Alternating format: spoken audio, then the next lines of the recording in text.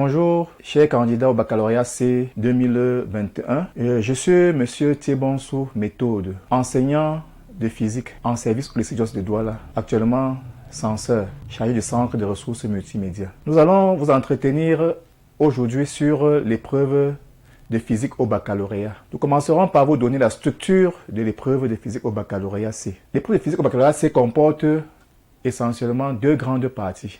La première partie est intitulée Évaluation des ressources, qui comprend en principe deux exercices. Un exercice sur la vérification des savoirs, noté sur 8 points. Un exercice sur l'application des savoirs. Cette première partie, donc, qui est la partie A, est notée sur 24 points. La seconde partie, intitulée Évaluation des compétences, est notée sur 16 points et généralement comporte deux situations problèmes où on vous amène à résoudre un problème à partir de vos connaissances et des données de l'exercice. Étant donné que nous avons remarqué que beaucoup d'élèves ont des problèmes sur la résolution de la deuxième partie, à savoir l'évaluation des compétences, il est question aujourd'hui pour nous de vous montrer comment résoudre cette partie en vous proposant donc un exercice sur l'évaluation des compétences.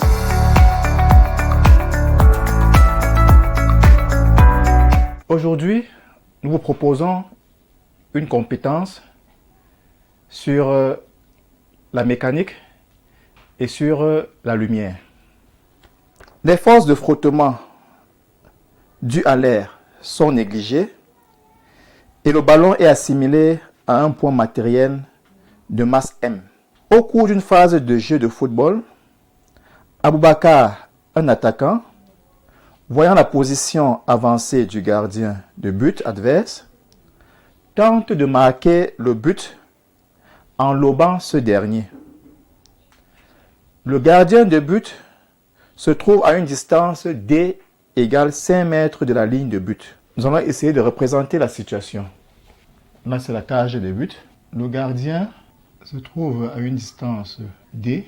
Aboubakar est à cette position et tente donc de lober le gardien.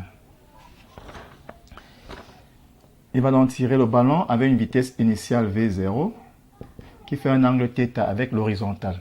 Aboubakar communique au ballon placé en haut à une distance D égale à 35 mètres de la ligne de but, une vitesse V0 dont la direction fait un angle θ égale à 30 degrés avec le plan horizontal et de valeur V0 égale à 21 mètres par seconde. Aboubakar est placé à la distance grand D de la ligne de but. D égale 35 mètres, θ égale à 30 degrés. On prendra pour origine des dates l'instant où Aboubakar frappe le ballon et comme origine des espaces, le point O. On donne G égale 10 mètres par seconde au carré. À la date T égale à 0, où Aboubakar frappe le ballon, un défenseur de l'équipe du gardien qui se trouve sur la même ligne que lui, à la distance petit d de la ligne de but, s'élance sans vitesse initiale vers les buts avec une accélération A égale à 3 mètres par seconde au carré. Il voudrait empêcher le ballon d'entrer dans les buts. Son mouvement est rectiligne suivant OX. Tâche. Prononce-toi sur la tentative du défenseur. On nous demande ici de nous prononcer sur la tentative du défenseur. Le rôle du défenseur de l'équipe du gardien qui court vers la ligne de but est d'empêcher le ballon de rentrer dans le but. Donc, lorsqu'on nous demande de nous prononcer sur la tentative du défenseur, il est question pour nous ici de dire si le défenseur pourra empêcher le ballon de rentrer dans les buts. Et pour répondre à la question, nous devons déterminer la date T1 à laquelle le ballon arrive sur la ligne de but et la date T2 à laquelle le défenseur arrive également sur la ligne de but. La comparaison de ces deux dates nous permettra de dire si le défenseur pourra donc réussir à sa tentative, qui est celle d'empêcher le ballon d'entrer dans les buts. Donc, si T1 est la date à laquelle le ballon arrive sur la ligne de but, T1, la date à laquelle le ballon arrive sur la ligne de but, et T2, la date à laquelle le défenseur arrive sur la ligne de but, le défenseur pourra empêcher le ballon de rentrer dans les buts si et seulement si la date T2 est inférieure à la date T1. C'est-à-dire que le défenseur arrive sur la ligne de but avant le ballon. Bien. Pour résoudre le problème, nous allons donc écrire les équations horaires du mouvement du ballon et l'équation horaire du mouvement du défenseur. Équation horaire du mouvement du ballon. Dans tous les exercices, on utilisera le référentiel terrestre supposé galiléen. Système étudié, le ballon. Bilan des forces extérieures. Le ballon est soumis, lorsqu'il quitte le sol, à la seule action de son poids, étant donné que les forces de frottement dues à l'air sont négligeables. Nous allons donc appliquer le théorème du centre d'inertie pour déterminer l'accélération du ballon. D'après le théorème du centre d'inertie, on a P égale masse fois accélération du centre d'inertie. P égale à M fois G égale donc M à G. D'où l'accélération est égale à l'accélération de la pesanteur. Nous allons à présent déterminer les composantes du vecteur accélération. Le vecteur accélération de la pesanteur G est vertical, sens descendant. Composante de AG ou coordonnées de AG. AG a pour coordonnées AX égale. AX est la projection du vecteur G sur l'axe OX. Nous voyons que le vecteur G est perpendiculaire à l'axe OX, donc sa projection sur l'axe OX est nulle. AY est la projection du vecteur G sur l'axe OY. Le vecteur G étant parallèle à l'axe OY et de sens contraire, nous avons donc AY égale moins G.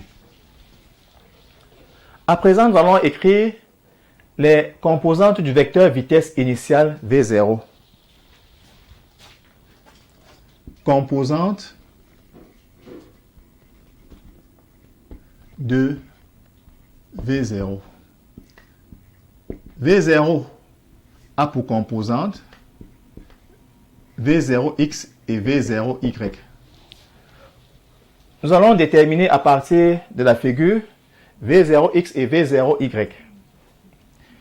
Nous faisons la projection du vecteur V0 sur l'axe OX. Nous avons donc ici V0x. La projection du vecteur V0 sur l'axe OY. Nous avons donc V0y.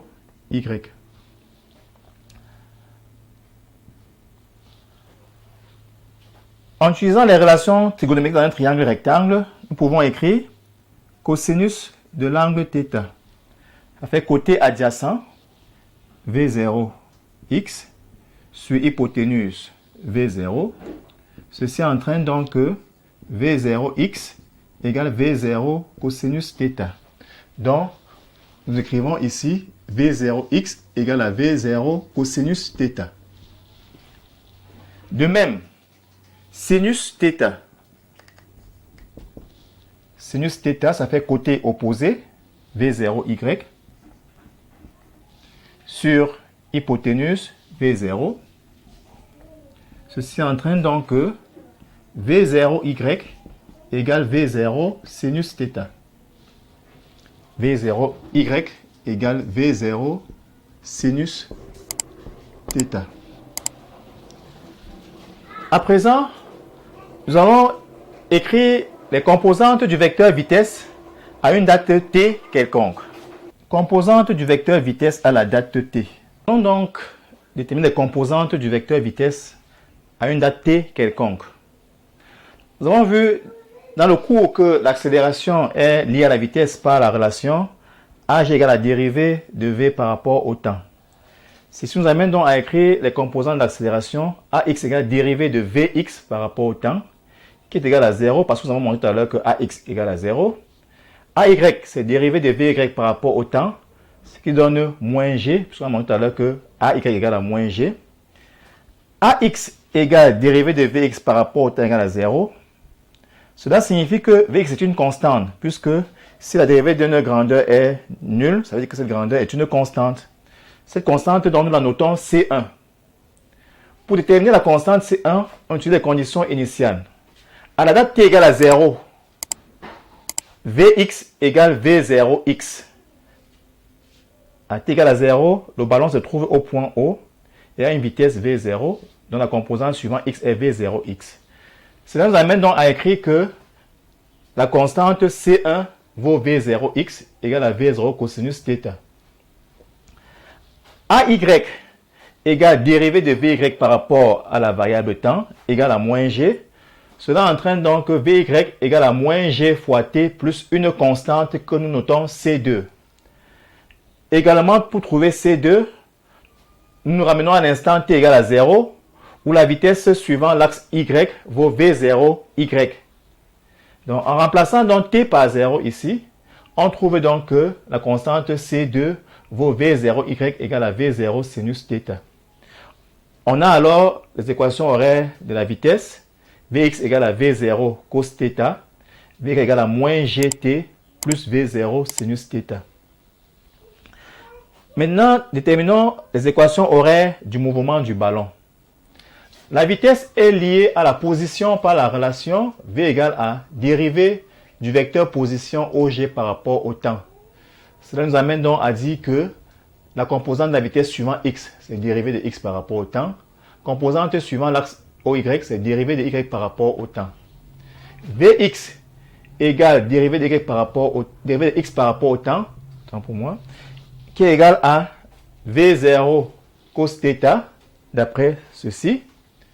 Cela nous amène donc à dire que x sera égal à V0 cos θ fois t plus une constante que nous notons C3. Vous voyez bien que si on dérive cette relation ci par rapport à la variable temps, on obtient ceci. Pour déterminer également la constante C3, on utilise les conditions initiales. À savoir que, à la date t égale à 0, le ballon qui est notre système d'étude ici se trouve au point O, qui a pour coordonnées x0 égale à 0, y0 égale à 0. Alors, à t égale à 0, x égale à x0 égale 0. Ceci entraîne donc que la constante C3 est nulle. Vy égale dérivée de y par rapport au temps égale moins gt plus V0 sinus θ, qui est encore moins gt plus C2.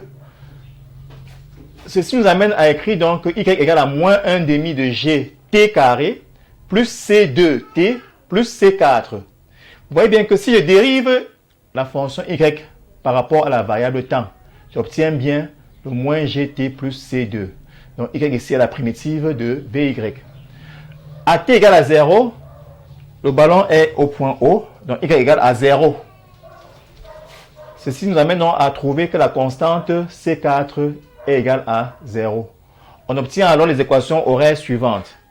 x égale V0 cosinus θ fois t, égale à moins 1 demi de g t carré plus V0 sinus θ fois t.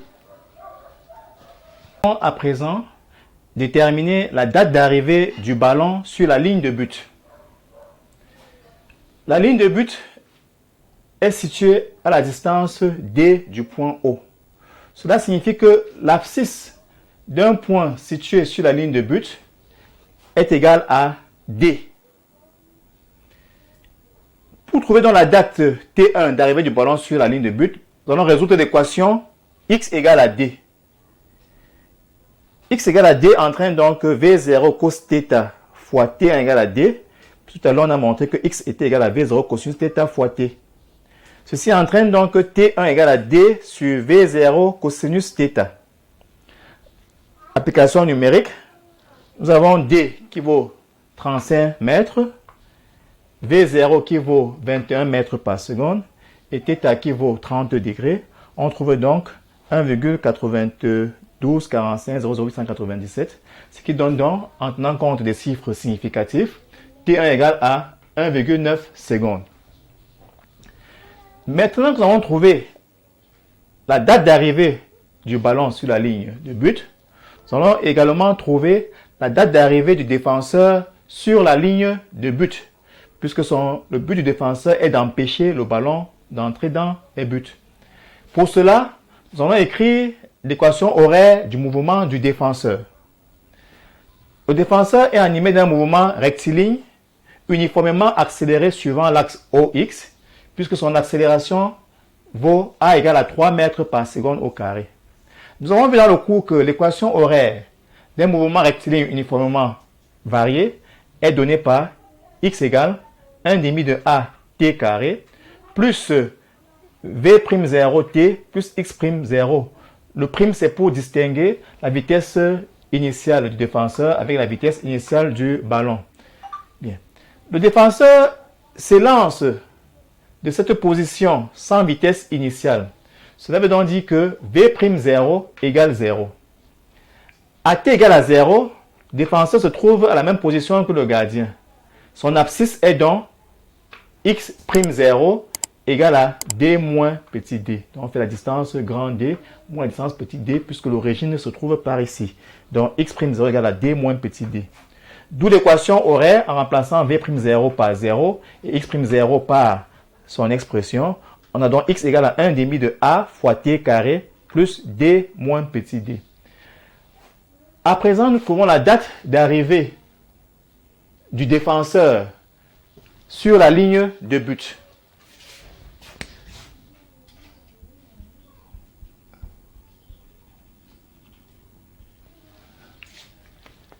On a déjà vu que sur la ligne de but, x égale à d. Donc x égale à d entraîne donc 1 demi de A t2 au carré plus grand D moins petit d égale à grand D.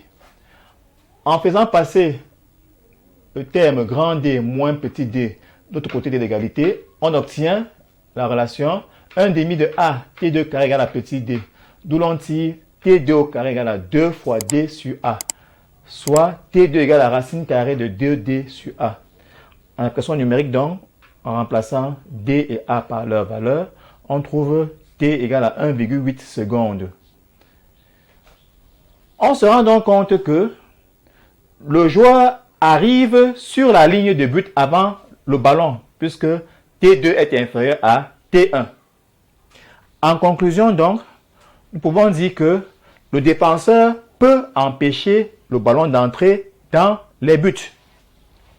Il était donc question de nous prononcer sur la tentative du défenseur. Nous pouvons donc dire que cette tentative est réussie, puisque le ballon arrive sur la ligne de but après que le défenseur y soit déjà arrivé. Donc, ce dernier peut empêcher le ballon d'entrer dans les buts. Bien. J'espère que vous avez bien compris cette partie sur le tir au football. Nous allons à présent passer à la situation problème numéro 2 qui va nous amener sur le chapitre consacré à la lumière, plus précisément sur l'effet photoélectrique.